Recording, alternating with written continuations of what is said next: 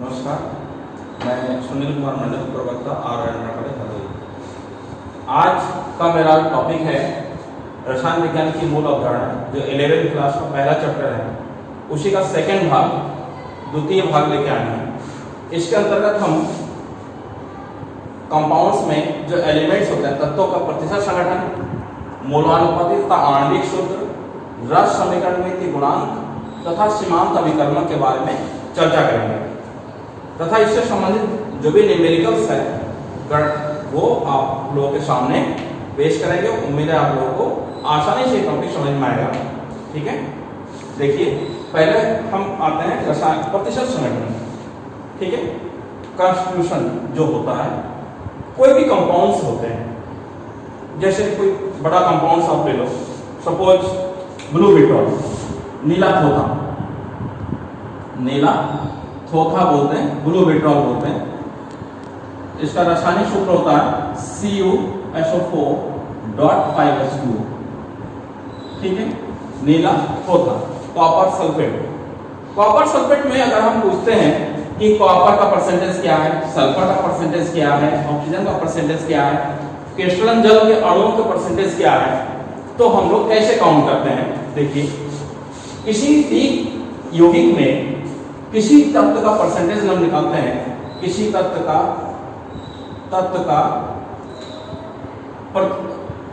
प्रतिशत बराबर होता है उस तत्व का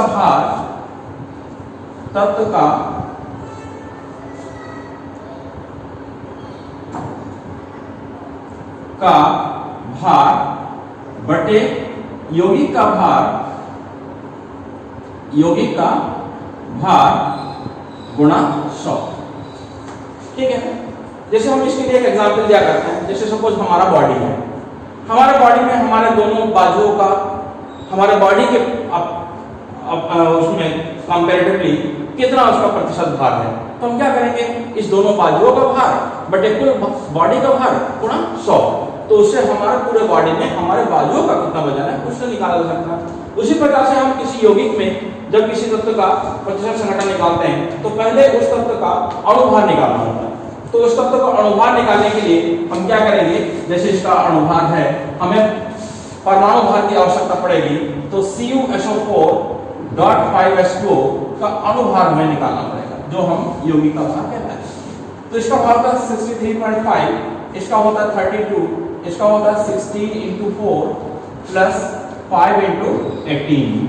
ठीक है, तो इसको बाहर हम जब ऐड करेंगे तो 63.5 प्लस 32 प्लस 64 प्लस 90। ठीक है, तो इसको जब हम ऐड करते हैं तो आ जाता है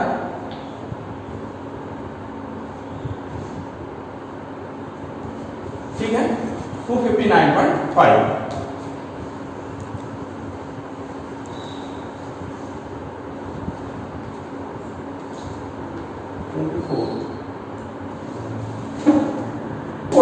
आया है 249.5 इस पूरे यौगिक का भार है। और उस यौगिक में जिस परसेंटेज, जैसे मान लो हम कॉपर का निकाल रहे हैं, तो परसेंटेज ऑफ कॉपर क्या निकालेंगे, जब हम परसेंटेज ऑफ कॉपर निकालेंगे तो कॉपर का भार बटे यौगिक का भार गुणा 100। तो कॉपर का भार कितना है 63.5। ठीक है, इसमें केवल एक अणु है कॉपर का, बटे 249.5 × 100। कैलकुलेट कर लीजिएगा, समझ में आ जाएगा कि इसका भार कितना होगा। हम अगर इसी प्रकार से हम यहां निकालना चाहते हैं सल्फर का भार कितना, परसेंटेज ऑफ सल्फर, तो सल्फर का भार में क्या करेंगे, सल्फर का भार यहाँ पे 32 है, तो 32/249.5 × 100। ठीक है, उसके बाद अगर हम ऑक्सीजन का भार, परसेंटेज ऑफ ऑक्सीजन निकालेंगे तो ऑक्सीजन का भार यहाँ पे कितना है 64, तो 64/249.5 × 100। अगर हम क्रिस्टलन वाटर का H2O का भार निकालेंगे, कितना परसेंटेज है इसमें, तो H2O का टोटल इसमें परसेंट भार है 90 बटे 249.5 × 100। तो इसको कैलकुलेट कर लेंगे, किसी का भी हम परसेंटेज किसी यौगिक में हम निकाल सकते हैं, ठीक है। इसमें मोलानुपाती सूत्र तथा आणविक सूत्र बहुत महत्वपूर्ण टॉपिक है, ठीक है। और इस चैप्टर में पढ़ेंगे। इसके बाद आप लोग ऑर्गेनिक केमिस्ट्री में कहीं पे भी किसी अणु का अगर सूत्र निकालना पड़ेगा तो इसके लिए आप लोग को ये टॉपिक बहुत ही महत्वपूर्ण होगा। बोर्ड एग्जाम में भी पूछे जाते हैं, 11th में भी पूछे जाते हैं, ठीक है। तो इसलिए आपको बहुत ही ध्यान से इसको पढ़ना है, ठीक है। कि मोलानुपाती सूत्र अणु सूत्र कैसे निकालते हैं जब किसी यौगिक का परसेंटेज दिया हो या ना दिया हो। कभी कभी किसी यौगिक में जैसे परसेंटेज दिया होगा तो बहुत आसानी से आप लोग कर सकते हैं, लेकिन जहां परसेंटेज नहीं दिया होता तो वहां पहले परसेंटेज निकालना पड़ेगा और परसेंटेज निकालने के बाद फिर यौगिक का मोलानुपाती सूत्र और अणु सूत्र निकालना। तो मोलानुपाती सूत्र अणु सूत्र कैसे निकाला जाता है? तो सबसे पहले जैसे यहाँ पे कार्बन है, हाइड्रोजन है, तो हमें हमेशा सचेत रहना चाहिए कि जो परसेंटेज दिया है इसमें उस पूरे यौगिक में 100% फुलफिल करते हैं कि नहीं करते हैं। अगर 100% फुलफिल नहीं कर रहे हैं तो इसका मतलब शेष जो पार्ट है वो ऑक्सीजन है। शेष पार्ट क्या है? ऑक्सीजन है। तो हमें ऑक्सीजन काउंट करना पड़ेगा। कैसे? क्योंकि इस यौगिक में कार्बन दे रखा है 40% और हाइड्रोजन दे रखा है 6.66%। तो शेष भाग क्या होगा? शेष भाग ऑक्सीजन क्या होगा? ऑक्सीजन। तो कैसे निकालेंगे? Percentage of oxygen is equal to 100 minus 40 plus 6.6। तो यहाँ पे हो गया 46.6, ठीक है। और 46.66% 100 में से जब माइनस करेंगे तो आपका आ जाएगा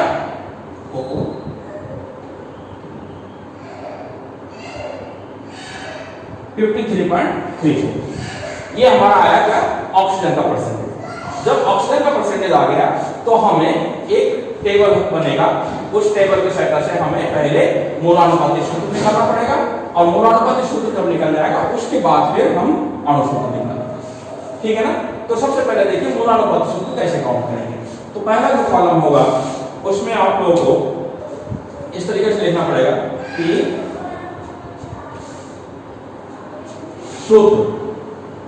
सूत्र लिखा हुआ है। रासायनिक सूत्र पहले क्या है? कार्बन है, फिर हाइड्रोजन है, फिर ऑक्सीजन है, फिर परसेंटेज दिया हुआ। तो परसेंटेज लिख लीजिए। सेकंड कॉलम में क्या लिखेंगे? परसेंटेज। तो परसेंटेज क्या आएगा? इसमें दे रखा 40%, 6.6% और 53.34%, ठीक है। और उसके बाद दे रखा परमाणु भार। परमाणु भार इसका होता है 12, इसका होता है 1, इसका होता है 16। फिर होगा आपेक्षिक अनुपात, ठीक है। आपेक्षिक अनुपात,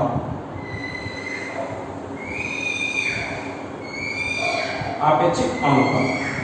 तो आपेक्षिक अनुपात में क्या करेंगे? 40/12, 6.66/1। हमेशा परसेंटेज को भाग से भाग किया जाता है तो आपेक्षिक अनुपात आ जाता है 53.34/16। तो लगभग इतना आ जाएगा। इसमें भी लगभग इतना, ठीक है। जब इस तरीके से आपेक्षिक अनुपात मालूम चल जाए फिर हम लोग निकालते हैं सरल अनुपात। सरल अनुपात। तो सरल अनुपात कैसे निकालते हैं? सरल अनुपात निकालने के लिए जो इसमें सबसे छोटी संख्या होती है उस छोटी संख्या से इसको भाग किया जाता है। तो छोटी संख्या 3.33/3.33, 6.66/3.33, 3.33/3.33। एक आ जाएगा, इसमें 2, इसमें 1। तो इस सूत्र की सहायता से हमें यह निकल मालूम चल गया कि किसमें किसका परसेंटेज कितना है। अनुपात अणुओं की संख्या या परमाणुओं की संख्या मालूम चल गया। तो जैसे इसमें मोलानुपाती सूत्र लिखा जाएगा, मोलानुपाती सूत्र।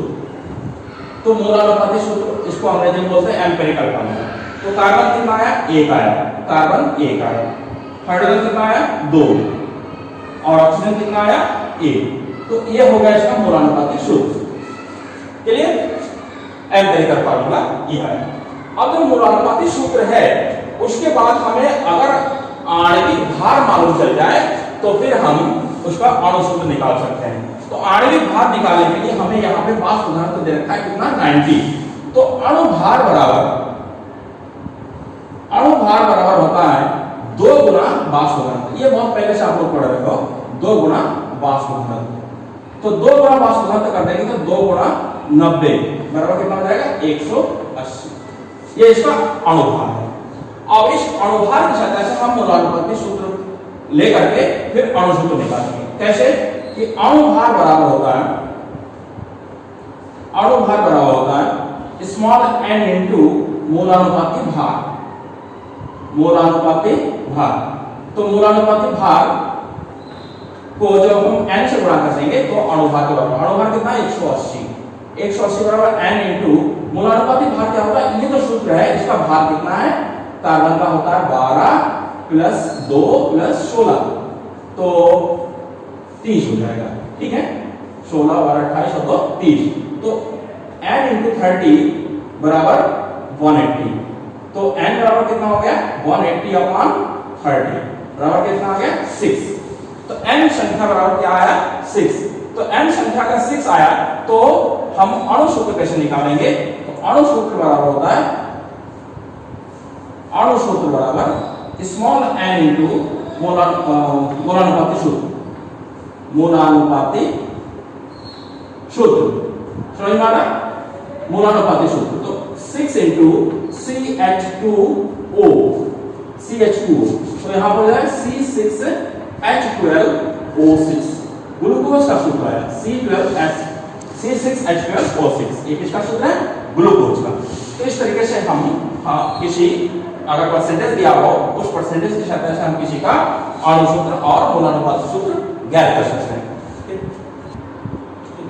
तो इसी का हम दूसरा एग्जांपल दे रहे हैं कि किसी एक कार्बनिक यौगिक A ने विश्लेषण पर निम्नलिखित आंकड़े दिए। कार्बन 58.54, हाइड्रोजन 7.32 और नाइट्रोजन 34.14 और उसका वास्तविक 20.15% दिया गया है। तो यौगिक का अणु सूत्र निकालिए।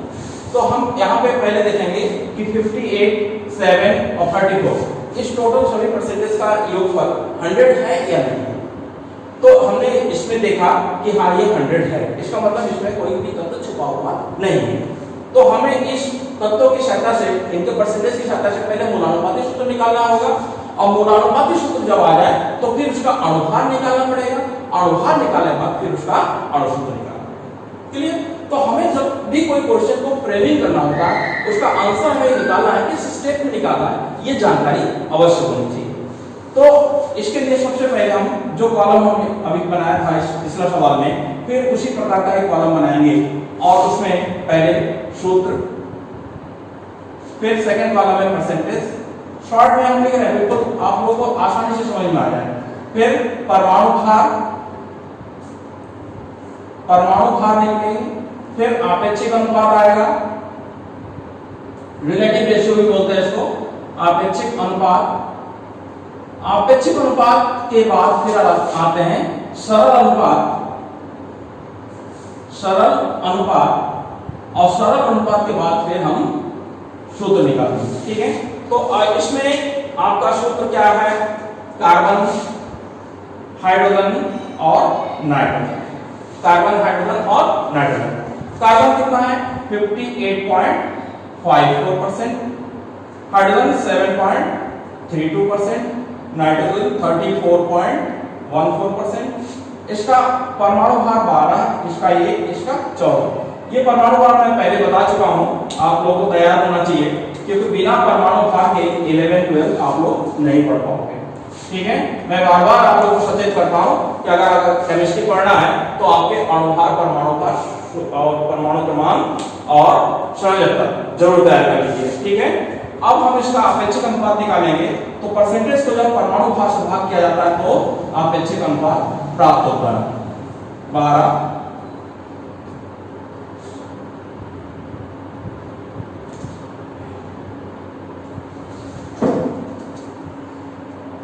आएगा 7.32/1 7.32 आ जाएगा 34.14/14 छोटी संख्या आपको देखना पड़ेगा। इसमें सबसे छोटी संख्या कौन सी है? सबसे छोटी संख्या आपको दिखाई पड़ रहा। इस छोटी संख्या से सबको जब डिवाइड करेंगे तो एक सरल अनुपात प्राप्त होगा। तो 4.88 upon 2.44 is equal to 7.32 upon 2.44, 2.44 upon 2.44 is equal to 1। इसमें आ जाएगा लगभग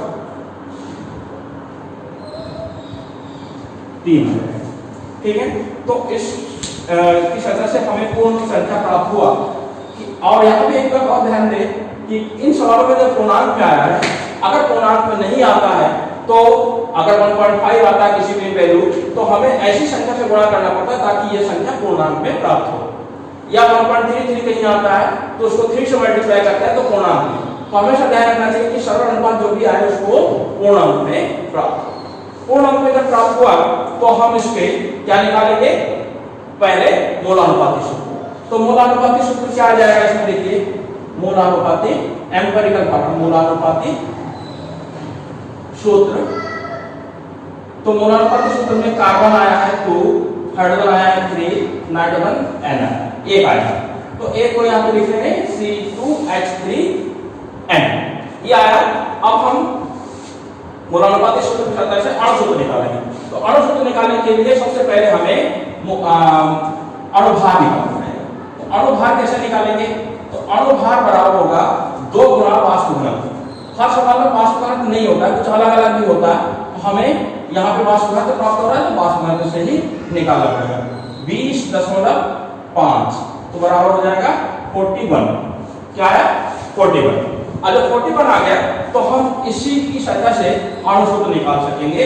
तो अणुभार बराबर होता है, अणुभार बराबर स्मॉल n इंटू मूलानुपाती भार। ओके, तो n अणुभार कितना है? 41। n कितना है निकालना है? तो n C2 यानी कि 12 दूनी 24 प्लस H3 यानी 3 प्लस नाइट्रोजन का कितना होता है? 14। तो 14 28 हो जाएगा 38 और 41। तो n into 41 is equal to 41। तो n is equal to 41 upon 41 is equal to 1 आ जाएगा। तो अणु सूत्र क्या आ जाएगा? अणु सूत्र बराबर n इंटू मूलानुपाती सूत्र, मूलानुपाती सूत्र। तो मूलानुपाती सूत्र n एक आया है, मूलानुपाती सूत्र C2H3n। तो यही सूत्र आ जाएगा C2H3n। ठीक है, ये आया है इस सवाल का आंसर।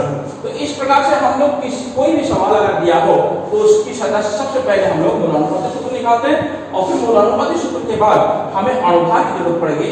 तो जो भी आपको दिया हुआ होगा उसकी सहायता से अणुभार निकालना पड़ेगा। अणुभार निकालने के बाद फिर अणु सूत्र और मूलानुपाती सूत्र को कोरिलेट करते हुए हम अणु सूत्र निकालेंगे।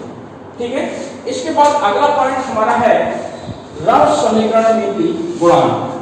ठीक है, रस समीकरण नीति क्या होता है? इसको अंग्रेजी बोलते हैं स्टाइकोमेट्री। स्टाइकोमेट्री का मतलब डेफिनेशन है कि किसी रासायनिक अभिक्रिया में, समझ रहे, किसी रासायनिक अभिक्रिया में अभिकारक तथा उत्पाद के मध्य जो संबंध स्थापित होता है, जो संबंध रहता है, उसको हम रस समीकरण नीति कहते हैं। क्या कहते हैं? रस समीकरण, स्टाइकोमेट्री, रस समीकरण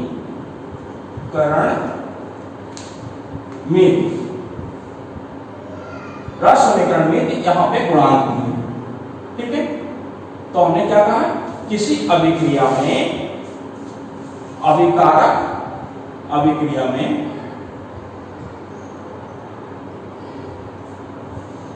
अभिकारक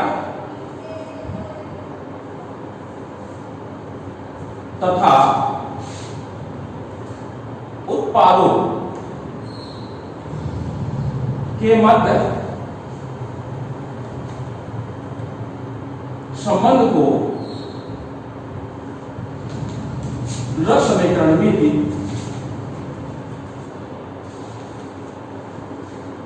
कहते हैं। ठीक है, और उसकी संख्या को, ठीक है, संख्या हम एग्जाम्पल देंगे तभी समझ में आएगा। जब इसकी संख्या, जैसे सपोज हम एक एग्जाम्पल लेते हैं, जब समीकरण में गुणांक कैसे निकालेंगे। तो जैसे suppose N2 gas plus 3H2 gas, reversible arrow के बाद 2NH3 अमोनिया बन रहा गैस, ठीक है। तो इसमें हम अगर नाइट्रोजन की रस समीकरण में गुणांक निकालेंगे तो इसकी संख्या 1 है तो इसका गुणांक 1 आएगा, इसकी संख्या 3 है तो इसका गुणांक 3 आएगा, इसकी संख्या 2 है तो इसके गुणांक 2 आएगा। तो ये जो अनुपात आया है ये आपका किसी भी रासायनिक अभिक्रिया का रस समीकरण में गुणांक है। समझ में आया? कोई भी एग्जाम्पल लेते हैं, सपोज हम दूसरा एग्जाम्पल लेते हैं 2SO2 plus O2 reversible arrow के बाद 2SO3, ठीक है, 2SO3 गैस गैस गैस। तो हम इसका गुणांक हम निकालेंगे, कोई भी समीकरण आप ले लीजिए उसका गुणांक निकालना, तो इसका गुणांक कितना आएगा 2, इसकी संख्या कितनी 2, इसकी संख्या कितनी 1, इसकी संख्या कितनी 2। तो ये आपका रस समीकरण में गुणांक प्राप्त। समझ में आया? बहुत आसान है, किसी भी सवाल में आप इस तरीके से रस समीकरण में गुणांक निकाल सकते हैं। और फिर एक टॉपिक और आता है सीमांत अभिकर्मक। सीमांत अभिकर्मक का मतलब यह होता है कि जब कोई रासायनिक समीकरण संपन्न होता है, ठीक है, तो रासायनिक समीकरण में जो अभिकारक पदार्थ किसी अभिक्रिया को, जैसे अभिक्रिया को जो दिशा देता है, यानी कि अभिक्रिया की जो कंप्लीशन होने की जानकारी देता है, उस संख्या को हम सीमांत अभिकर्मक, उस अभिकारक को हम सीमांत अभिकर्मक कहते हैं, है ना। लिमिटिंग रीजन मतलब जो लिमिटिंग यानी कि लिमिट करता है, मतलब उसको जैसे कोई अभिक्रिया, जैसे जो एक साधारण भाषा में समझ लो कि जिस अभिक्रिया में जिस अभिकारक पदार्थ की मात्रा कम होती है, जो उत्पाद की मात्रा को निर्धारित करते हैं, उसको हम सीमांत अभिकर्मक कहते हैं। तो सपोज हमें कोई भी अभिक्रिया हम देते हैं, जैसे सपोज N2 प्लस O2, ठीक है, और ये क्या बन रहा है 2N, ठीक है। अब यहाँ पे दोनों पदार्थ बराबर है, जैसे हम यहाँ पे इसका 2 मोल या और इसका 2 मोल तो लेते हैं, या 1 मोल, सॉरी एक मोल, 1 मोल ये 1 मोल ये।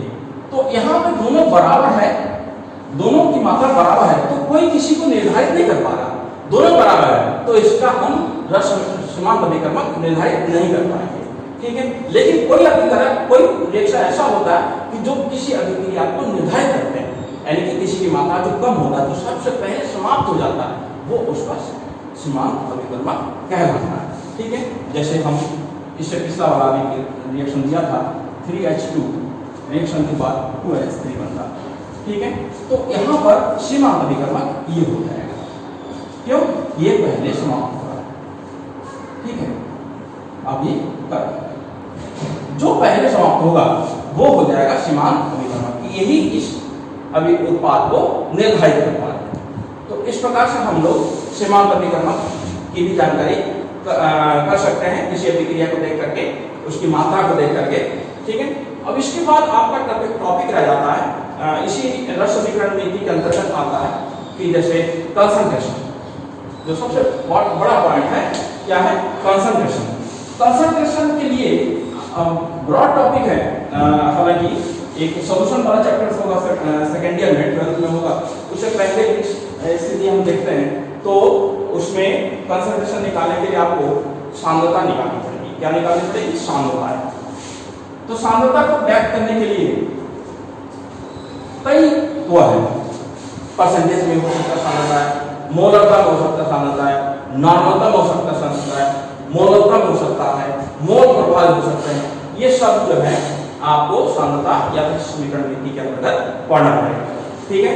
तो फिलहाल हम आज जो टॉपिक लेके चले थे वो आपको क्लियर हो गया, और सांद्रता है नेक्स्ट, उसमें हम आप लोगों को विधिवत पढ़ाएंगे, और इस चैप्टर के जो न्यूमेरिकल्स होंगे और जो प्रॉब्लम्स होंगे वो भी इसके अगले भाग में आप लोगों को बताएंगे और आप लोग उस हिसाब से तैयार रहिएगा। और मैं समझता हूँ जो अभी से पहले जो टॉपिक्स बताए हैं इसके बेस पे बहुत सारे न्यूमेरिकल्स हैं, आप लोग घर पे इसको रह करके सॉल्व कीजिए तो ठीक है। और जो ना समझ में आता वो हमारे कमेंट बॉक्स में डालिएगा, प्रॉब्लम मैं जरूर सॉल्व करके आपको दूंगा।